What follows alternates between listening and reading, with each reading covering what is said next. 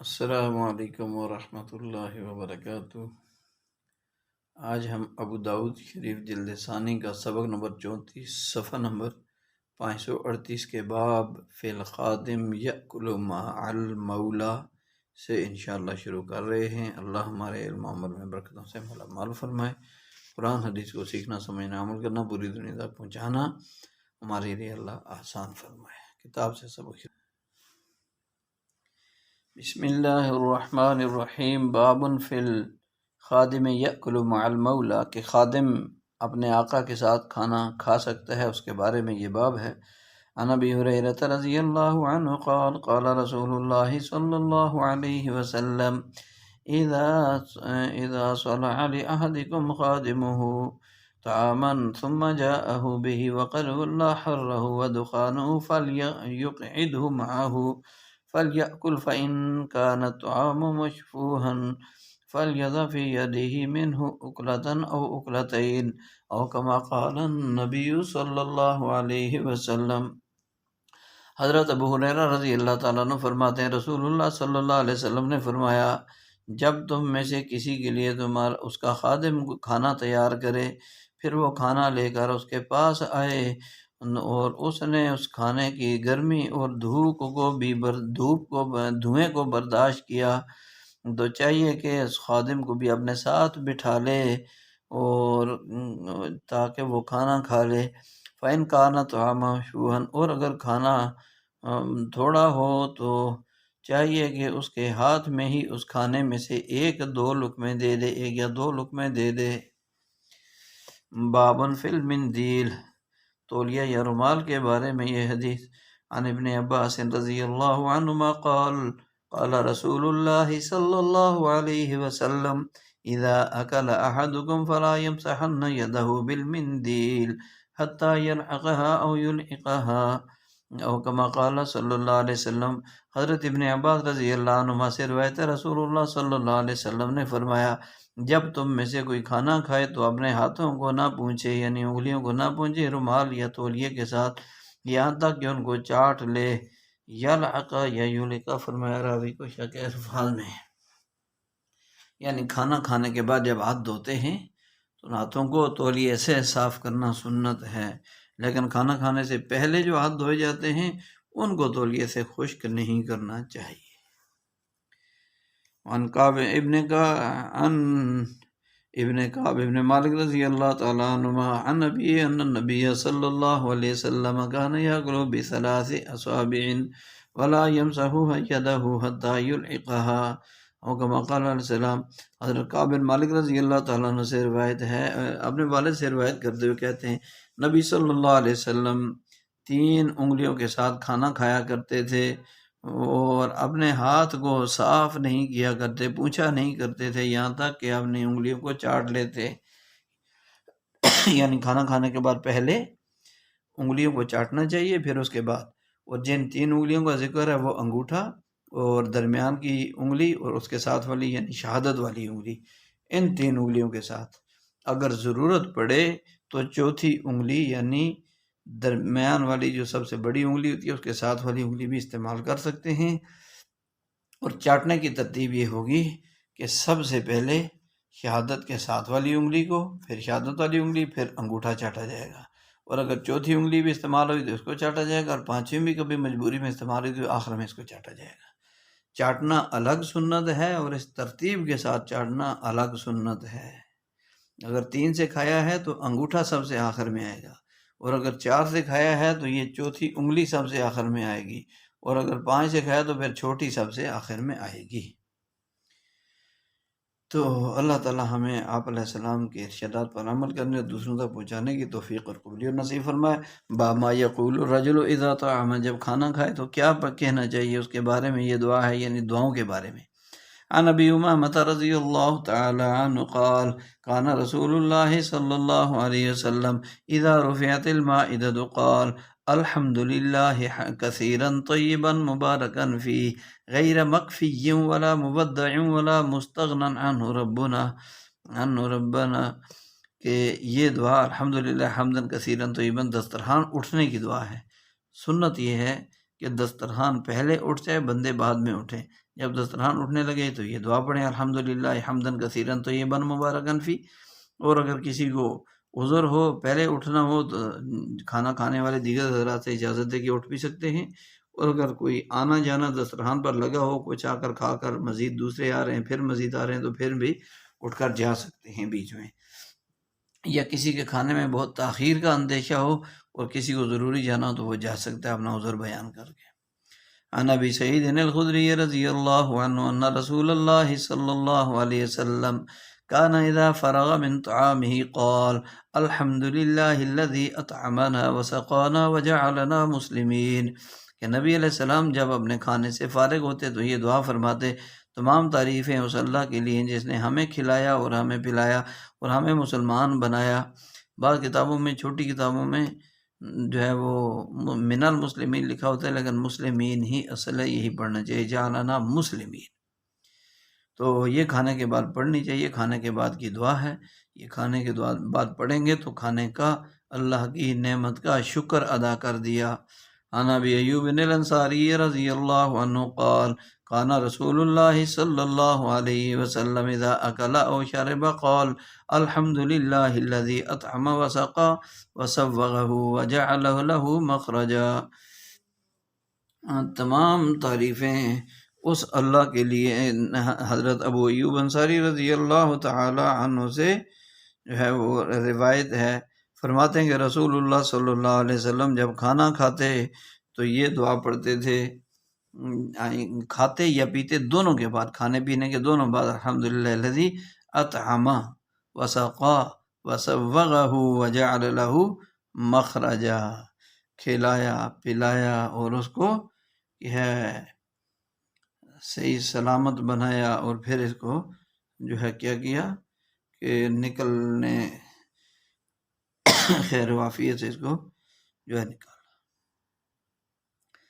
تو اس دعا کا بھی اہتمام کرنا چاہیے۔ کوئی کھانا کھلائے، کوئی کھاؤ پیو، چاہے خود کھلاؤ چاہے کوئی کھلائے،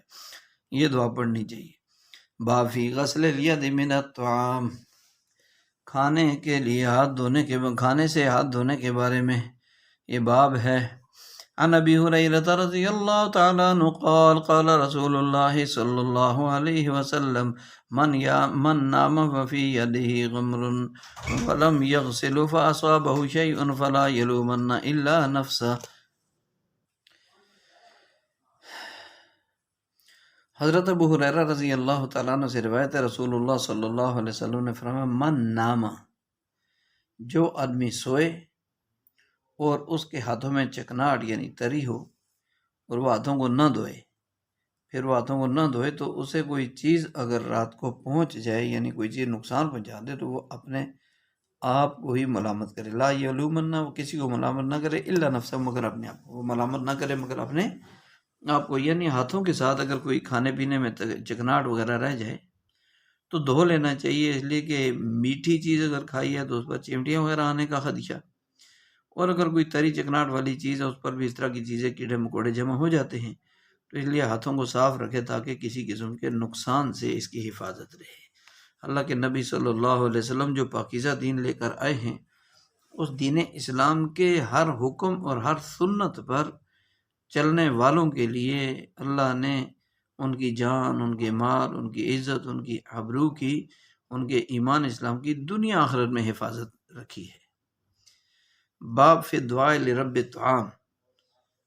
کھانے کے مالک کے لیے دعا کے بارے میں ہے کہ کوئی ہمیں دعوت دے یا کوئی کھانا کھلائے، کوئی چیز پلائے، اس کے بارے میں کیا سلوک کرنا چاہیے۔ عن جابر بن عبد اللہ رضی اللہ عنہ قال سنا ابو الہیثم بن تیہان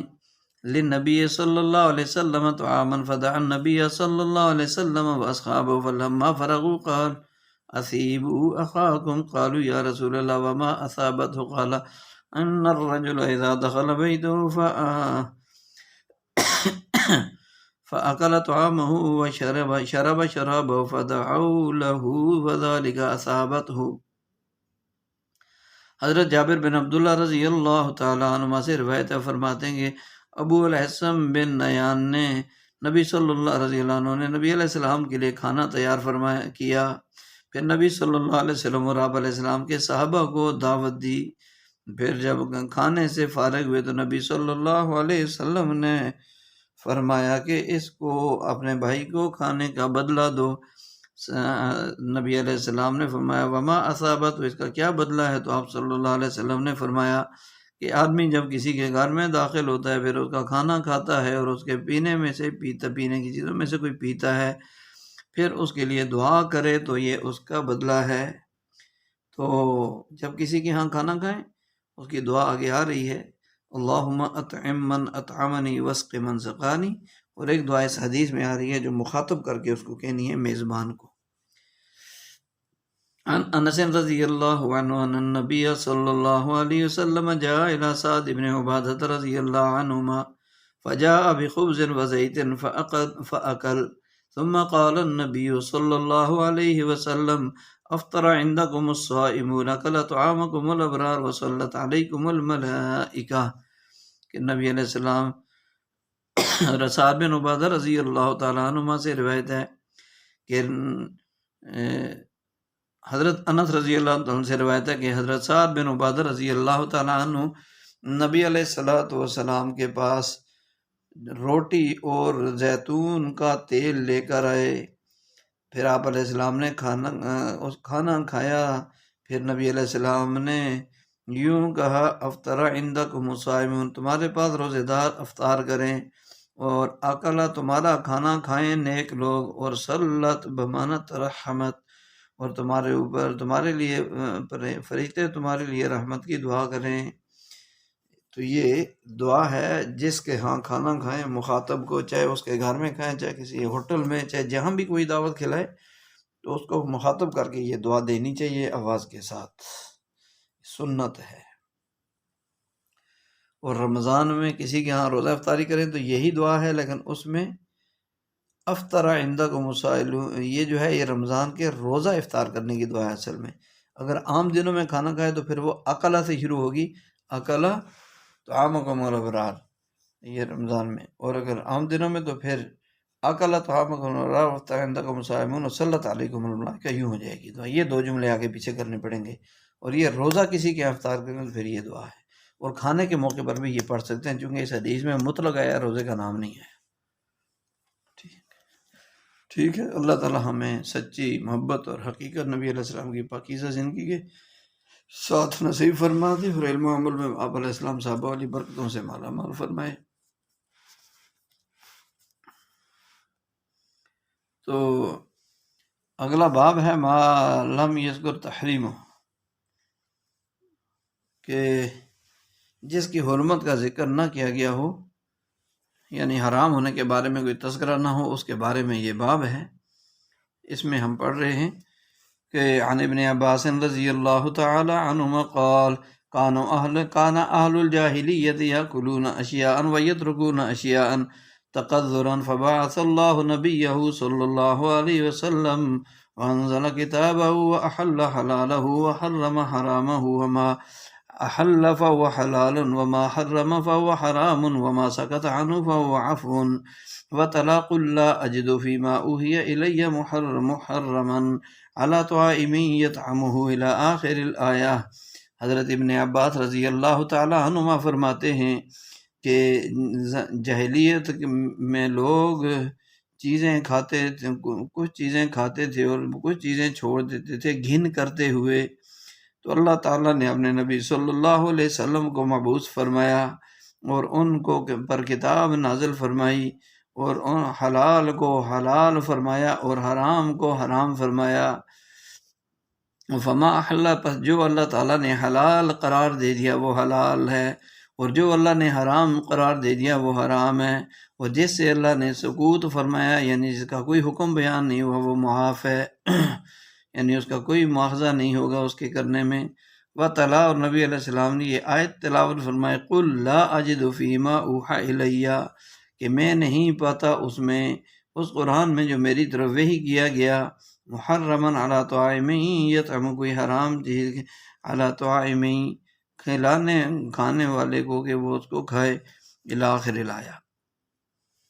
عن خارجة بن السلت التميمي عن عمه أنه أتى رسول الله صلى الله عليه وسلم فأسلم ثم أقبل راجعا من عنده فمر على قوم عندهم رجل مجنون موثق بالحديد فقال آله إنا حدثنا أن صاحبكم هذا قد جاء بخير فهل عندك شيء تداويه فرقيته بفاتحة الكتاب فبرى فآتوني 100 شاة فأتيت رسول الله صلى الله عليه وسلم فأخبرته فقال هل إلا هذا وقال مسدد في موضع آخر هل قلت غير هذا قلت لا قال خذها فلعمري لمن أكل برقية باطل لقد أكلت برقية حق. حضرت خارجہ بنت سال تمیمی اپنے چچا سے روایت کرتے ہیں کہ وہ نبی علیہ السلام کی خدمت میں حاضر ہوئے، پھر انہوں نے اسلام قبول کیا، پھر وہ اقبل راجعا من عنده فمر على قوم، پھر وہ واپسی کی طرف متوجہ ہوئے تو وہ لوگوں کے پاس سے گزرے جن کے پاس ایک دیوانہ آدمی مجنون یعنی پاگل آدمی تھا جو لوہے کے ساتھ باندھا ہوا تھا. تو اس کے گھر والوں نے کہا کہ ہمیں ہمیں یہ بات پہنچی حدثنا کہ تمہارا جو ساتھی ہے وہ کوئی خیر لے کر آیا، یعنی کوئی اچھی بات لے کر آیا، کیا تمہارے پاس کوئی ایسی چیز ہے جس کے ذریعے اس کا تم علاج کر سکو؟ تو کہتے ہیں میں نے پھر اس کو دم کیا سورۃ الفاتحہ کے ساتھ، اللہ تعالیٰ نے اس کو شفا دے دی، وہ ٹھیک ہو گیا. تو ان لوگوں نے مجھے 100 بکریاں دی. تو میں رسول پاک علیہ السلام کی خدمت میں حاضر ہوا، عرض کیا، آپ علیہ السلام کے اس واقعے کی خبر دی. تو آپ علیہ السلام نے فرمایا حل حاضہ، یعنی حل الا حاضہ، کیا تو نے یہی پڑھا، یعنی اس کے علاوہ تو کوئی نہیں پڑھا؟ مسدد کہتے ہیں دوسری حدیث میں ہے کہ حل قلتا غیر حاضہ، کیا اس سورۃ الفاتحہ کے علاوہ تو نے کچھ کہا؟ وہ کہتے ہیں کہ میں نے کہا نہیں. تو نبی علیہ السلام نے فرمایا کہ یہ لے لو 100 بکریاں، کہ میری عمر کی قسم کہ جس آدمی نے باطل رقیہ یعنی دم وغیرہ کے ذریعے کھایا تو ہاں ہلاکت ہے، فل عمری، ہلاکت ہے اس آدمی کے لیے جس نے باطل رقیہ یعنی علاج معالجے کے ذریعے کھایا، اور تو نے تو حق رقیہ یعنی حق عمل کر کے تو نے یہ کھایا ہے. عن خارجة بن سلطان رضی اللہ عنہ قال فرقاه بفاتحة الكتاب 3 أيام غدوة وعشية كلما ختمها يجمع بزاقه ثم تفل فكأنما نشط من عقال فأعطوه شاء فأتى النبي صلى الله عليه وسلم ثم ذكر معنى حديث مسدد آخر کتاب الاتمہ. تو یہاں حضرت خارجہ بن سلط اپنے چچا سے روایت کرتے کہتے ہیں کہ انہوں نے پھر وہ سورۃ الفاتحہ کے ساتھ دم کیا 3 دن تک، صبح اور شام. جب وہ ختم کرتے تو جمع بذاقہ ہو، جو سورت پوری کرتے تو ان کا جو تھوک جمع ہو جاتا اس کو، ثم فکأنما نشط، پھر وہ اس کو دم کرتے تو تفلا یعنی اس پر چھینٹے سے پڑتے، فکأنما نشط من عقال، کو گویا کہ وہ اپنی بیماری سے جو ہے وہ تازہ ہو جاتا. فاتو ہو، تو ان لوگوں نے نشطہ یعنی وہ اخلاصا، اپنی بیماری سے پریشانی سے وہ نجات جو ہے وہ جان چھوٹ گئی اس کی. تو انہوں نے ان کو بکریاں دی، شاطن کی جمع شاؤن ہے. تو نبی صلی اللہ علیہ وسلم کے پاس وہ آئے، پھر نبی علیہ السلام کو جو ہے وہ نبی علیہ السلام کے تذکرہ کیا. اوپر والی حدیث کا معنی کتاب الاتمہ مکمل ہوئی اللہ کے فضل اور توفیق سے. سبحان ربک رب العزت عما یصفون وسلام علی المرسلین الحمد للہ.